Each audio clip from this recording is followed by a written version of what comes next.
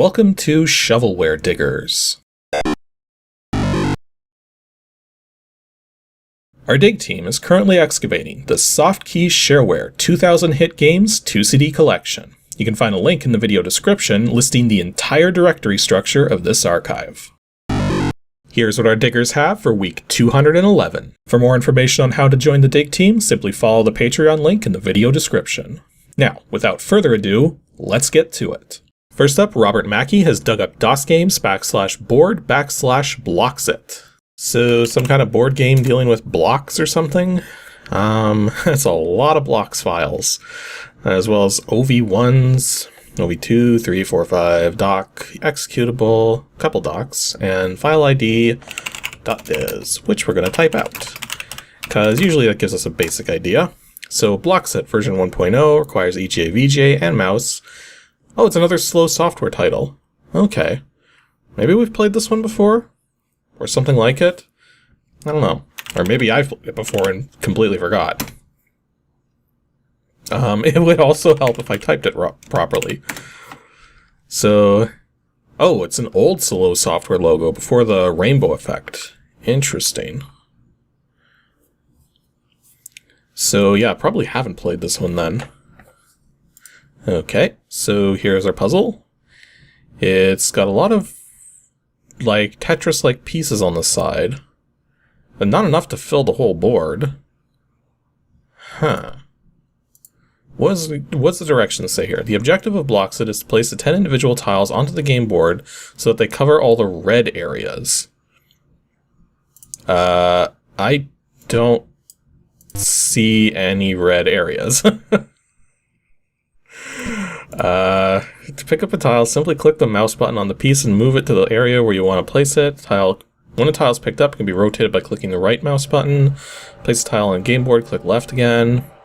Continue until you've covered all red areas on the puzzle board. Or, you know, maybe it's because it's maybe puzzle number 0 is just like sort of just a default state, so it's not actually a puzzle.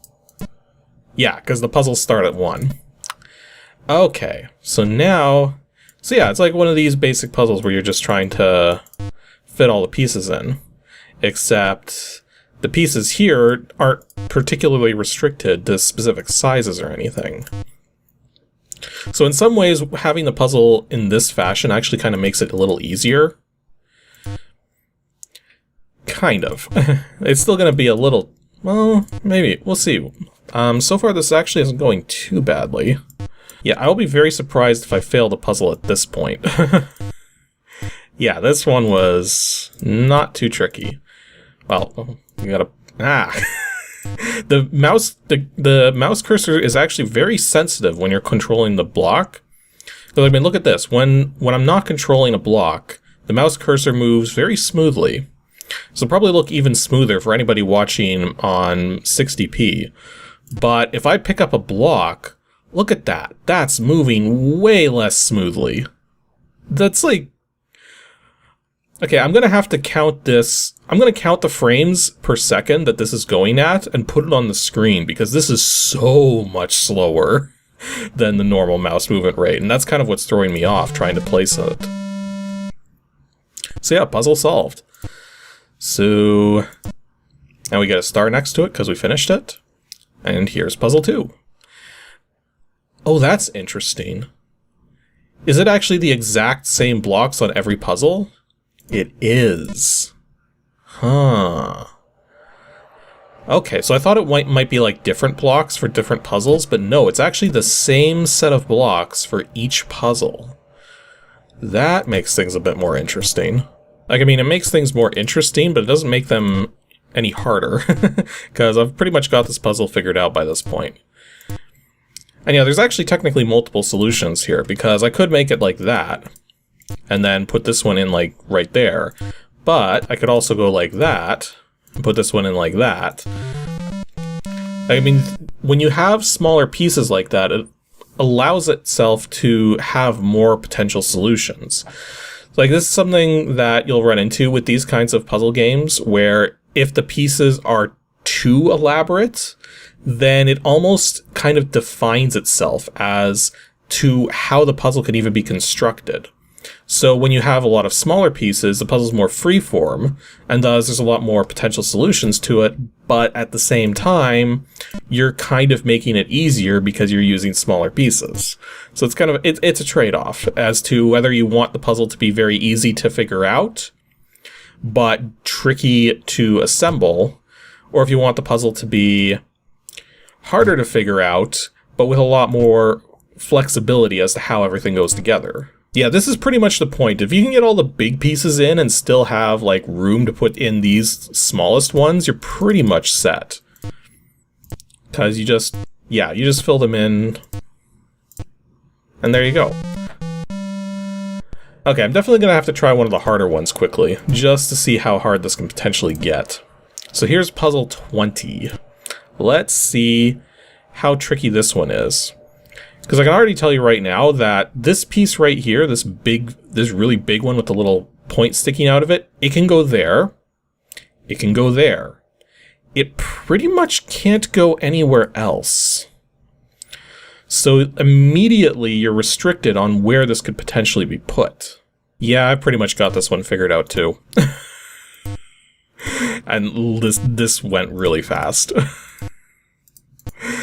This is exactly what I was saying. It was because that one particular piece only had 2 different spots to go in that immediately canceled out so much of the puzzle potential just from that fact. So yeah, this was BLOXIT from Softkey. This is actually a pretty decent game here. Although it's a lot easier than it might look at first glance.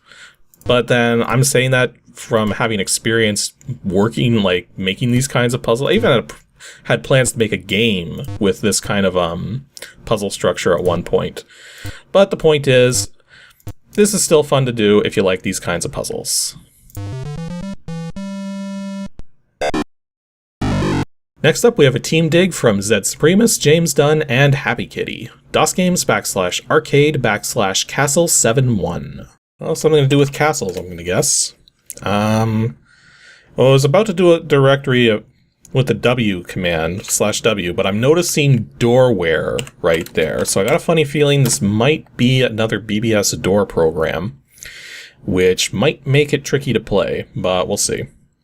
So there is a batch file, got an executable, we also got a setup file, and there's a document file. Okay, let's quickly type out the batch file just to see what that's going to do. Sample batch file to call up game set for gap BBS. Path to caller file. Okay then. Hopefully we don't have to go through that nonsense. Let's do edit dcastle.doc. So we've got the Dark Castle. Live BBS game for Wildcat, RBBS, Quick BBS, Gap, GT Power, Phoenix, and others. So I'm guessing those are all BBS software. Apparently done by Late Night Software, or more specifically, a Marvin Davis. So apparently copyright 89 to 91. Although correct me if I'm wrong, but isn't this a little cheap for BBS software? Like, I mean, I was looking, I haven't gotten to any, like, descriptions of how the game works yet, but $13 for a single node BBS, 15 for 2 to 4 nodes, and 20 for more than 4 nodes? That seems kind of cheap for BBS software, but then again, I'm not too familiar with it, so maybe I'm wrong? I don't know. Okay, so apparently in this game, you'll be taking the challenge of finding your way inside the Dark Castle and recovering a treasured item. You, however, will become blind when you set eyes on the main gate, but your companion, a firefly, will give you hints and guide you through the insides and give you a surprise at the end of your journey, if you make it. The game's very easy and simple, but challenging at the same time. And that's pretty much all we have to go on here. Yeah, there's a lot of BBS setup stuff here, and it seems specifically designed to interface with BBSes. Hoping there's a way to, like, play it, like, locally or something, or keyboard player local mode. Okay, that's probably what we need to worry about here. So I'm thinking this is probably what we want to try starting it up as. dcastle/local/C. Okay, let's actually just go give that a try here. bcastle/local/c. Enter name for game. Me. Okay, it seems to be working. Greetings, welcome to the Castle of Darkness. Prepare to meet thy doom. Do you wish to see the scoreboard? No. Oh, that's actually a nice looking castle. I mean, for ASCII graphics. Ooh, that's actually really cleverly done, because for a moment I thought, I was looking at this, and for a moment I was thinking, wait a minute, is this 50 column or is this 50 row or 25 row text mode? So yeah, some very clever use of the characters there. So I will play as male. We will pause here for a moment of silence, a dedication to the many hours of work and development that has gone into this doorware. When the game has been registered to your sysop, this message and delay will not be shown. If you find that you enjoy playing this game, encourage your sysop to support the Shareware doorware system by supporting its authors and all their hard work to bring you pleasure and enjoyment. Basically, we have like a 40-second nag screen, so... oh wait. 5, 4, 3, 2, 1, and go. Need help with Dark Castle and commands? Yes. Be very careful, in flashing blue text. So just through the clearing, through the trees ahead, is the terrible Castle of Darkness. Once your eyes have seen it, you will be struck by blindness until you leave it, alive. But somewhere hidden deep in the castle is the priceless and sacred diamond-studded golden tiger idol. Just the touch of this magical tiger will give you the rare and priceless gift of farsight, which will give you the power to see to the ends of the earth. I hate to break this to you, but the earth is round, there are no ends. Whatever place you can imagine, you'll be able to see. Okay, so commands. As for me, I seem to be nothing more than a mere insect to you, a firefly, but I'm really something else entirely. And once you get the golden tiger and leave the castle, you will break the spell, and you will see me as I really am.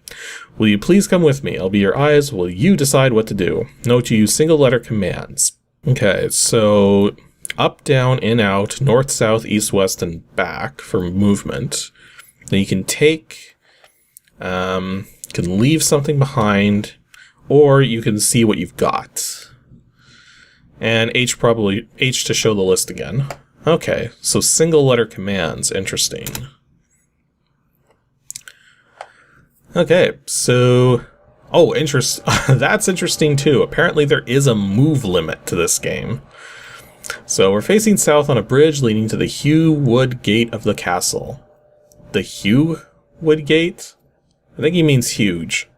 To the north is the deep forest, a path leads around the castle. To the east and west, the walls are very high, and suddenly my eyes get fuzzy, and now I can't see anything at all. Yep, been struck blind. Okay, what shall we do now, says the firefly. I guess go in? Knocking, but nobody answers. Oh, we can't go out. I guess we could try going up. It's too steep for us to climb. I guess we can try going around the sides of it. Now we're facing south on a bridge leading to the wood gate of the castle. And the deep forest is to the north. And path leads around the castle to the east and west. Okay, so we'll try going east. Please don't move around too much. We're on a narrow ledge along the east edge of the castle. It ends just a few yards to the south. Over the edge is a sheer drop for at least 2,000 feet. The edge is now starting to crumble a little, so if you don't mind, could we just go back? But within my reach is a golden key. Oh, geez.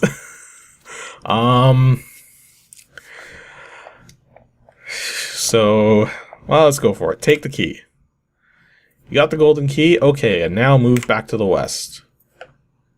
It's too steep for us to climb. Oh, I guess back. So that's kind of weird that if you go one direction and you kind of get stuck, you have to use the back command instead of simply doing the opposite direction. It's kind of weird. What if we go west? The place is full of rabbits, so be careful where you step. The Forests stick to the west, the path leads around the castle to the north and south. Stones of the castle east walls are very slick and covered with moss.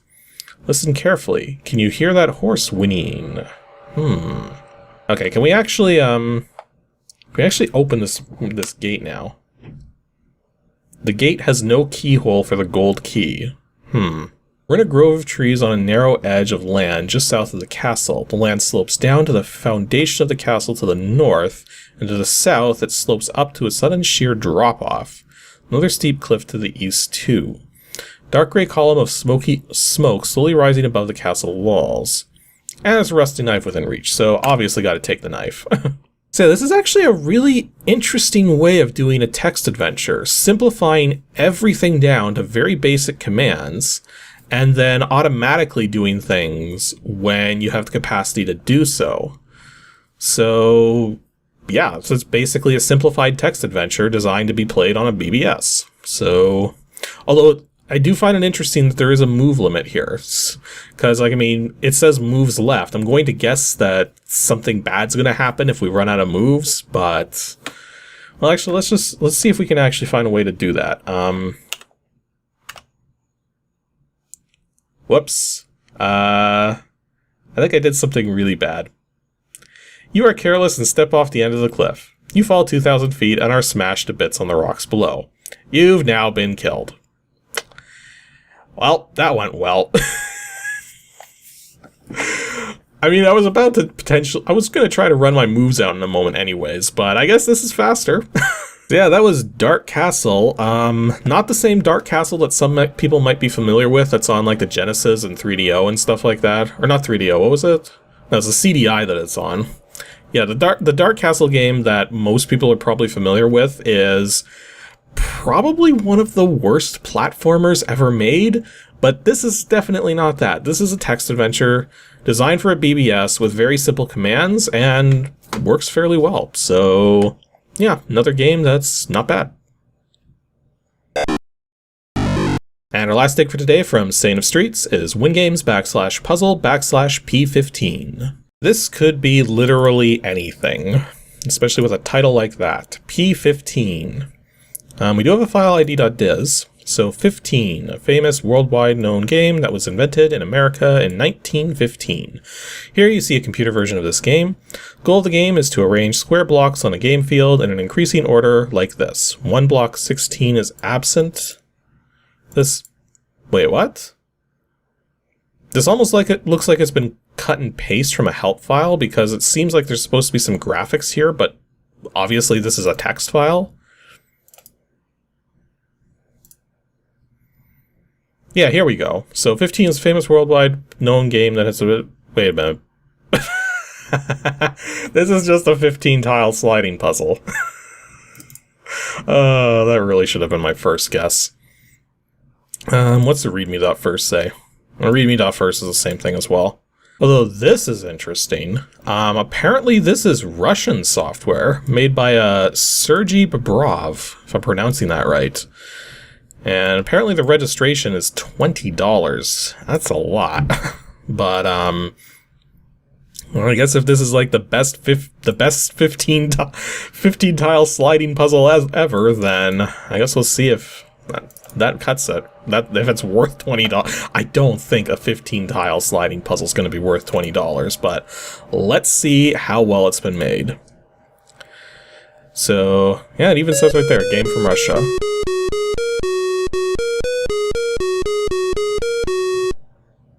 Okay. We also have a character here that almost looks like a weird, stylized Bart Simpson. Okay. And that was PC speaker music. You don't often hear the PC speaker when you're using Windows games. So you can either have the deck be numbers or a picture. You can set the level, which I'm guessing probably just affects how well shuffled it gets.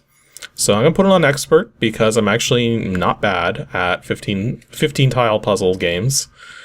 I know a lot of people are, but I'm not one of them, so... Oh. Okay. I was about to say, if it's just 15 tiles, okay, so Okay, the skill level affects how many tiles there are. So on Novice, it's a 15 tile puzzle, 4x4 minus 1. Advanced brings us up to a 6x6, which is 35 tiles.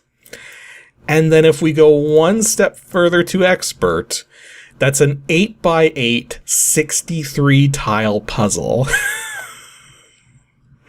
You could really get going for a huge amount of time on this if you wanted to. Actually, now I'm curious what the pictures are going to be. So, okay, so you can actually get a little hint screen. This almost looks like some kind of emblem of some sort. I don't recognize it, but then it's from Russia. There's no way I'm going to recognize most of the images if they're actual, like, if it's actual art or anything. Actually, just for the added challenge, I'm going to put it on the picture mode as opposed to using the numbers, because I know I can do this easily if it's on the numbers. So let's see if I can get it right in this circumstance. Okay, that was weird. Apparently, as soon as I fit these together, it made like a sound effect. Huh.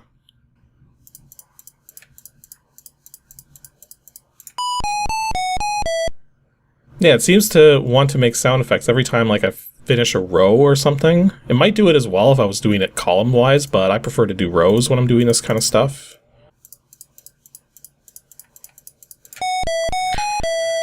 Okay, I'm almost there, except it's, this piece needs to go over here.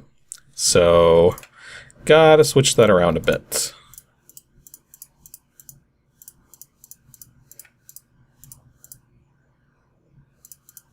And this should do it.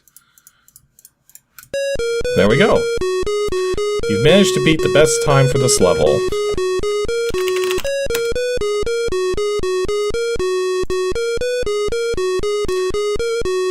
Well, to be fair, the best time was anonymous at 999, which is, I think that's how Minesweeper starts out as well.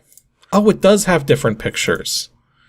Okay, so there's even like a world map sort of picture, as well as a zebra picture. So yeah, that was 15, made in Russia. This one's actually, as far as 15 tile sliding puzzles go, this one actually is pretty decent. Now, granted, there's going to be a limited market for this kind of program because not a lot of people like sliding tile puzzles. And I don't blame them. If you don't know what you're doing, these puzzles will drive you nuts. But the fact that it does offer, like, these different modes that have different levels of complexity to them, which actually do get to seriously complex levels. Like, I could do this. It would take a while, but I could do this. But the thing is that that's a layer of depth that you wouldn't normally see in a program like this. So, does that make it worth $20? If these are the kinds of puzzle games you like, then actually, yeah, this would be worth $20.